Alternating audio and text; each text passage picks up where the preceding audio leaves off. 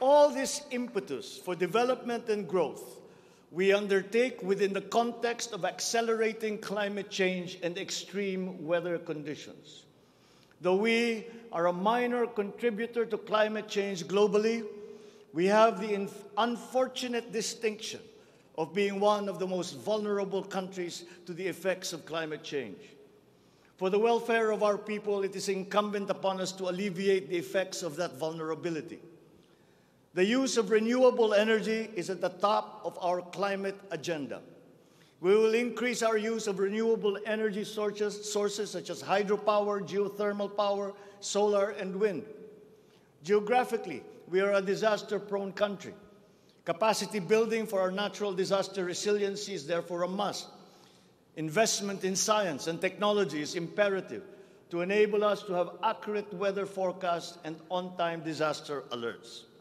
Studies show that already now, many areas in the Philippines are at high risk from the rise in sea levels brought about by the increase in global temperature.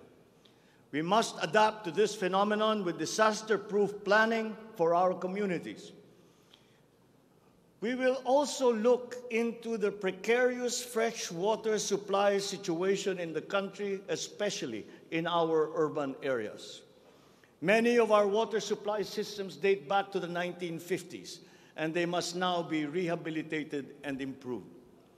I've instructed the DNR, together with the DPWH, to explore possible partnerships with the private sector to address this crucial situation.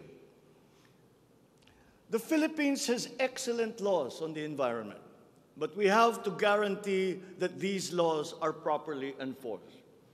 And this will require a great deal of coordination and cooperation between concerned government agencies and private stakeholders.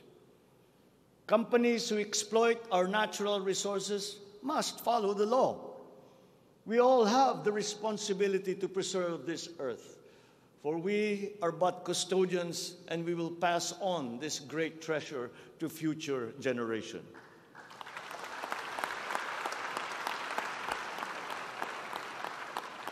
There is no question that the preservation of the environment is the preservation of life. If we cannot mitigate climate change, all our plans for the economy, all our plans for our future will be for naught.